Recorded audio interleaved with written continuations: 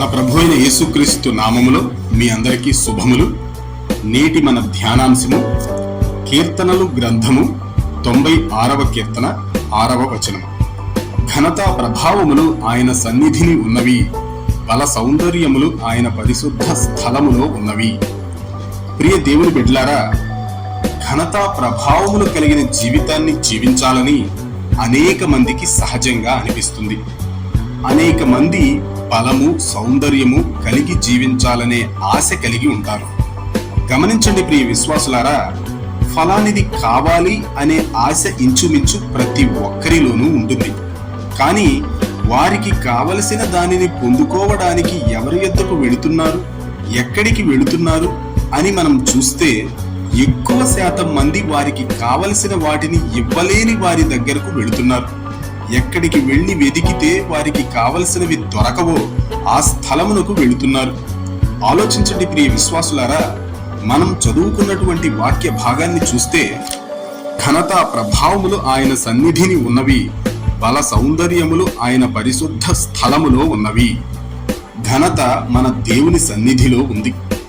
మన ప్రభువు సన్నిధికి క్రమంగా వెళుతూ ఆయన సన్నిధిలో ఉండాలని కోరుకుంటూ ఆయన ఆత్మ చేత నడిపింపబడితే ఆయన మన ద్వారా తన యొక్క కార్యాలను నెరవేరుస్తాడు.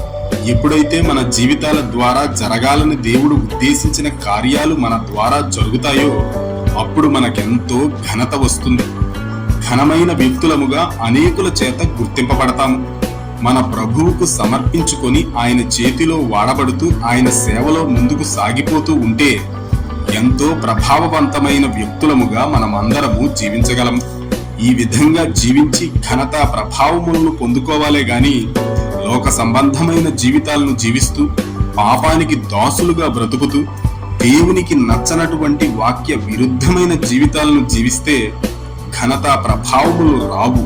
అవి రాకపోగా అవమాన దారిద్ర్యతలు వచ్చే అవకాశం ఉంది.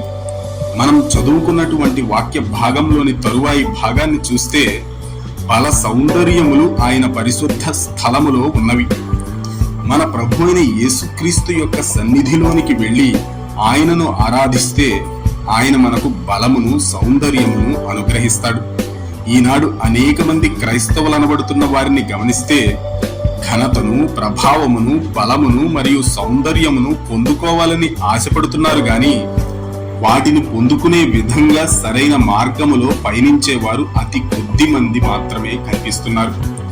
దేవుని చేతిలో వాడబడడానికి ఇష్టం లేకుండా, దేవుని కార్యాలు చేయడానికి ఆసక్తి లేకుండా, మన ప్రభువును ఆరాధించే మనస్సు లేకుండా గొప్పవారైపోవాలి అని ఎంత ఆశించినా గొప్పవారము కాలేము. ఒకవేళ దేవునికి దూరముగా ఉండి కొందరు గొప్పవారయ్యారన్నట్లు అనిపించినా మన ప్రభువు లేని గొప్పతనము అశాంతితోనూ అసమాధానముతోనూ కలుషితమైనదై అసలు అది గొప్పతనమే కాదన్నట్లుగా మనము దానిని పరిశీలిస్తే మనకు అర్థం అవుతుంది. ఈ వాక్యాన్ని వింటున్న ప్రియ సహోదరుడా సహోదరి, నీ జీవితం ఎలా ఉంది? నీవు మన ప్రభు అయిన యేసుక్రీస్తు చేతిలో వాడబడడానికి ఇష్టపడుతున్నావా? ఆయన నీ జీవితం ఎడల కలిగి ఉన్న తలంపులన్నీ ఉద్దేశాలన్నీ నెరవేరునట్లుగా ఆయన కార్యాలు నీ జీవితంలో జరగాలని ఆశ కలిగి ఉన్నావా? ఆయన సన్నిధిలోనికి చేరి ఆయనను ఆరాధించే వ్యక్తివిగా జీవిస్తున్నావా? ఒక్కసారి ఆలోచించుకో. ఇప్పుడు చెప్పబడిన దేవుని వాక్యం ద్వారా నీవు నీ మనస్సాక్షి చేత గద్దింపబడితే ఇప్పుడే పశ్చాత్తాపపడి నీ మనస్సును మార్చుకో. దేవుని కృపను పొందుకొని ఘనత ప్రభావములతోనూ బల సౌందర్యములతోనూ వర్ధిల్లు.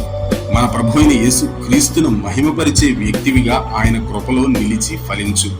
ఆ విధంగా జీవించడానికి ఈ వీడియోను చూస్తున్న వారందరికీ మన ప్రభు అయిన యేసు క్రీస్తు సహాయము చేయునుగాక. ఆమేన్.